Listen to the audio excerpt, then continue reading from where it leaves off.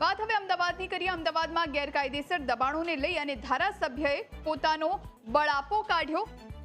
સંકલન સમિતિમાં ઇમરાન ખેડાવાલા, દિનેશ કુશવાહે રોષ ઠાલવ્યો। રજૂઆત કરવા છતાં દબાણો પર કાર્યવાહી ન થતા રોષ ઠાલવ્યો। સરકારી જમીનો પર થયેલા દબાણો તાત્કાલિક દૂર કરવાની રજૂઆત કરાઈ છે।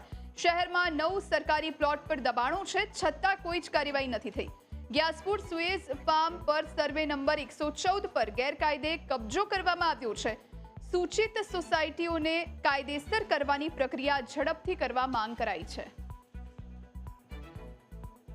સરકારી પ્લોટના ઉપર ગેરકાયદેસર બાંધકામ થઈ જાય છે। અવારનવાર રજૂઆત થાય છે કે સરકારી બાંધકામ જે ગેરકાયદેસર થાય છે તેના રોકવા માટે સરકાર તરફથી શું પ્રયાસ થાય છે, પરંતુ તેનો જવાબ મળતો નથી કે કોર્ટના અંદર મેટર ચાલતી હોય કે એ પ્રમાણેની વાતો થતી હોય છે।